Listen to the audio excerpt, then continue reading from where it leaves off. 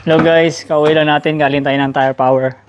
Ayun, kung napanood nyo sa reels ko, dumating na nga itong spare wheel natin na almost 2 months natin hinintay. So ayun, nandito na nga, kakarating lang 1 hour ago. Tapos dumiretso na tayo ng Tire Power para ipakabit agad yung tires natin dun na itong tire na to andun na rin to ng almost 2 months, kasabay lang to sila, 5. Kasama yung mga full set na yan. Tapos ito, yung naiwan tong isa doon. Itong iniwan sa Tire Power. So, ang bala ko dyan, ngayon, hindi lang balak. Ang gagawin natin ngayon ito. Lalagay natin mismo dito sa likuran. So, tatanggalin natin yung takip kasi malamang, medyo makapal yan. Ito yan ang size nito, kalimutan ko. Where is it? 235. So, 235 yan. Ito, 225. So, malamang aabot siya dito. So, hindi na natin magagamit yung takip. Kaya tatanggalin natin. So dito tayo magsimula sa padlock. Baklasin na natin to. Simula sa padlock.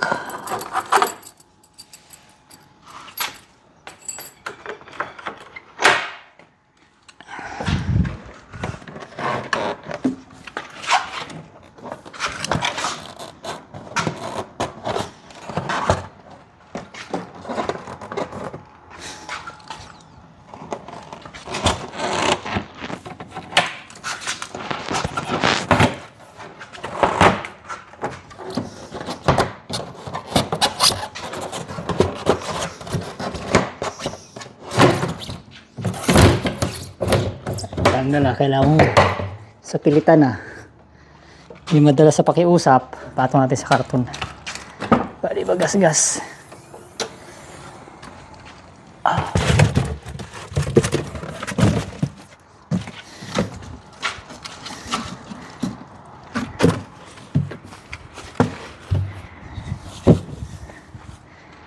Yun, kata natin,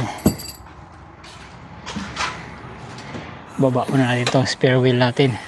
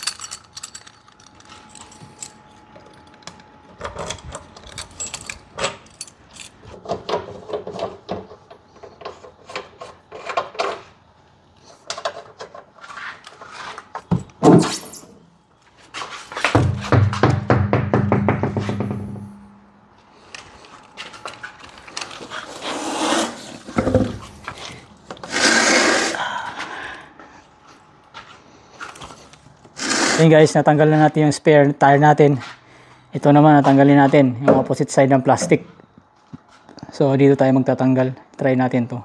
Hindi ko pa nasubukan to, pero wala na ba ibang tanggalan So baka ito nga, tatry natin.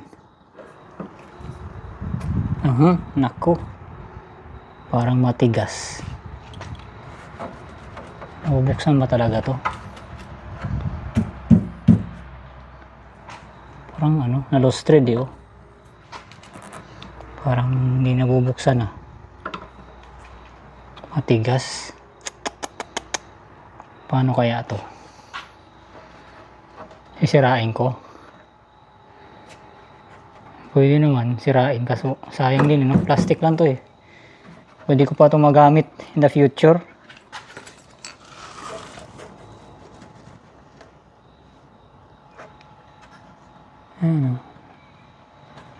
Baka barado lang.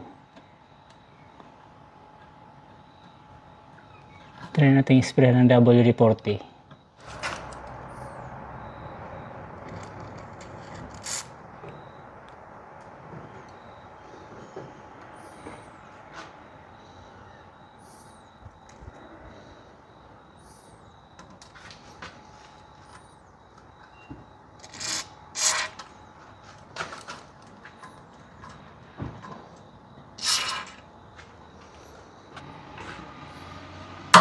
Ayun, tanggal yung isa. Tanggal oh.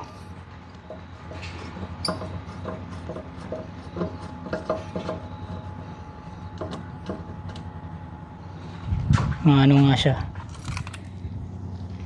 WD-40 pa.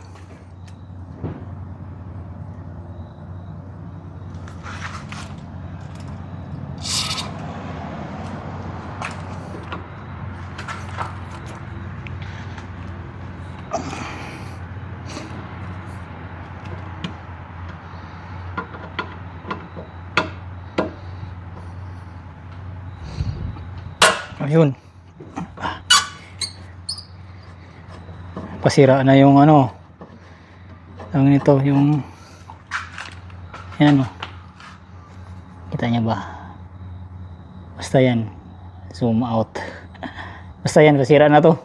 Buti na buksan pa natin, bumilog na. Medyo nakatulong yung WD-40. Punasan natin ng konti. Yung marumi. Gamitan natin ng bag remover muna para lumambot yung mga itim-itim, you know?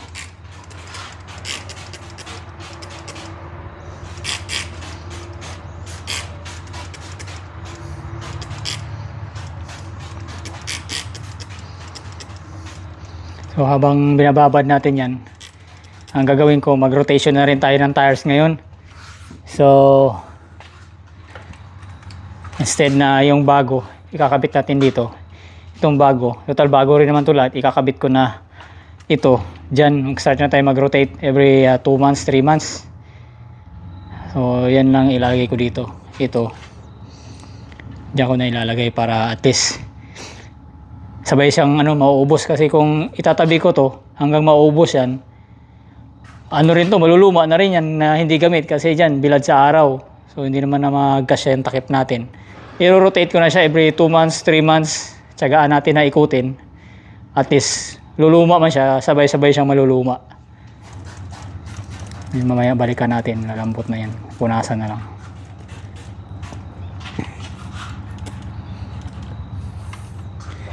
Tara. Kuha muna tayo ng jack.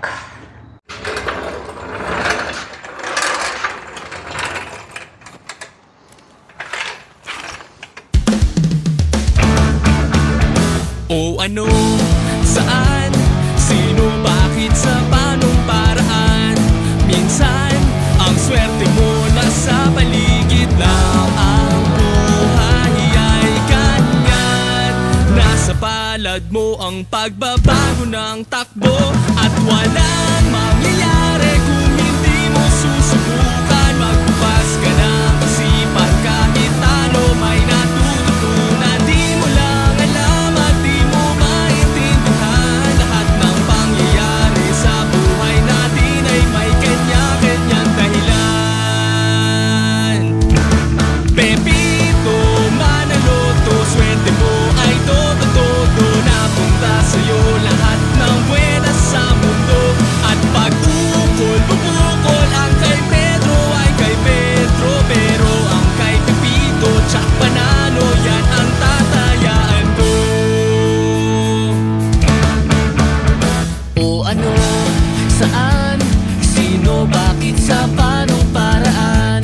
Minsan, ang swerte mo nasa paligid lang. Ang buhay ay ganyan.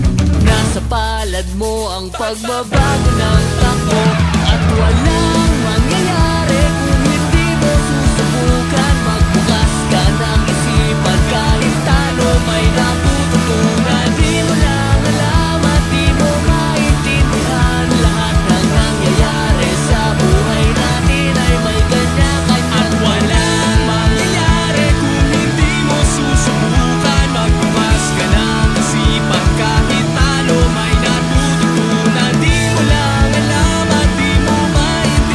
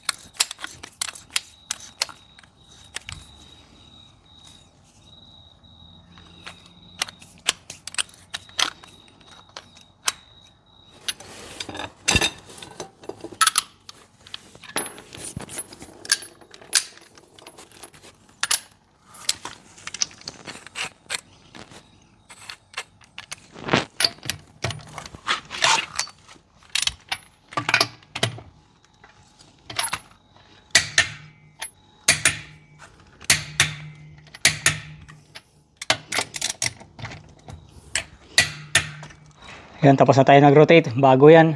Din itong pinagtanggalan natin, dito natin lagay. Tapos pupunasan na natin yan. Siguro naman kaya na matanggal to. Ayun, malambot na. Madadaan na to sa few car wash sa susunod. Sa ngayon, may minor clean muna tayo. Matanggal na yung mga putik-putik. May balat pa ng ano, may balahibo na ibon. Ayan, tanggal na siya. Yung mga basic na dumi. The rest makukuha na yan sa car wash pag binugahan na high pressure.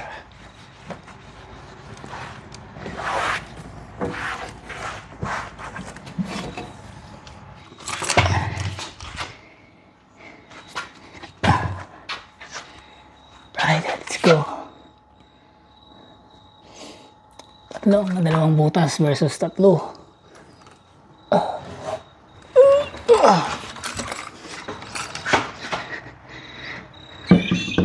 Yun. Soak. Na lang yung nut natin malayo. Tingin isa. Ay. Hindi abot. Ito na lang.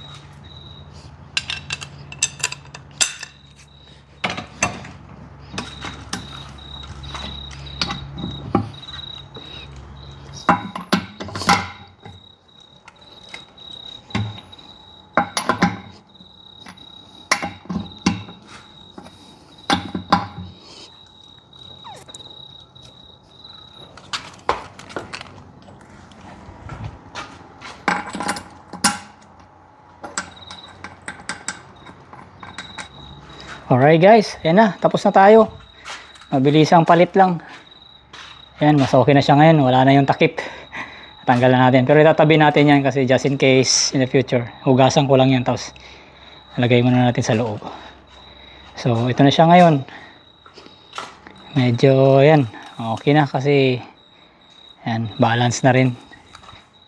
Spare wheel, isang set 5. Ang ganda na ng itsura sa likod. Yung isa na lang problema natin dyan, yung jerrycan. Kasi ang pagkakaalam ko, bawal pala maglagay dito ng jerrycan sa likod. Kasi for safety reason, just in case mabangga ka sa likod, pisat yung ano mo, gasolina mo. May nabasa ako sa Google, pwede daw diesel. Ang petrol daw ang bawal. Pero may mga naglalagay naman ng mga jerrycan dito sa ibang sasakyan. Pero meron siyang ano, yung frame na bakal. So I'm not sure kung yung Rotopax na binili natin kung uobra dito yun, baka masita tayo ng pulis. Meron naman dito siguro dito na lang tayo maglalagay yung ditali, tapos medyo dito ko sa taas ilalagay nakaslant, hindi dito sa baba para protection nga na hindi pag nabangga tayo hindi mapisat yung dala nating gasolina.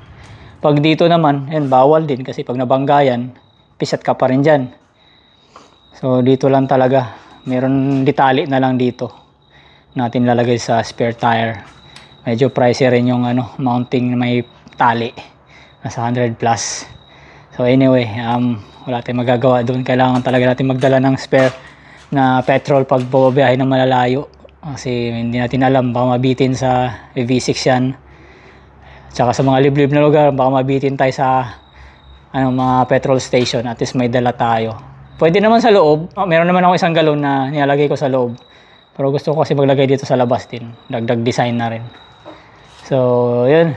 Anyway guys, yan. Tapos na tayo sa ating project for today. Medyo natagalan tayo sa pag-vlog kasi ayan nga, medyo trip lang natin. Road trip, short trips. Kaya ang ginagawa ko mga more on reels, short videos. So, ito na nga. Medyo, kanina umaga, ginamit ko to. Naglaba tayo ng sa pinang kama. Kaya pinaikot ko muna para mag-circulate yung langis nito. Baka natulog na sa loob. Kaya ginamit muna natin. Pero hinugasan ko to nakarang araw. Kaya medyo yan, malinis yan. Kasi baka magtampo pag hindi na natin nagamit eh. So dito muna tayo ngayon sa isa kasi more on this weekend. Mag-ano na naman tayo, fishing. Kaya ito na muna ginagamit ko, pang fishing talaga to. Kasi medyo mataas. Kasi ito, kawawa to sa mga lubak-lubak tsaka yung mga buhangin kasi mababa. So ito muna tayo, focus muna tayo dito. So, yan na, ligpit ko lang itong mga gamit. Then, yeah, see you guys next time. Thank you for watching. Bye-bye.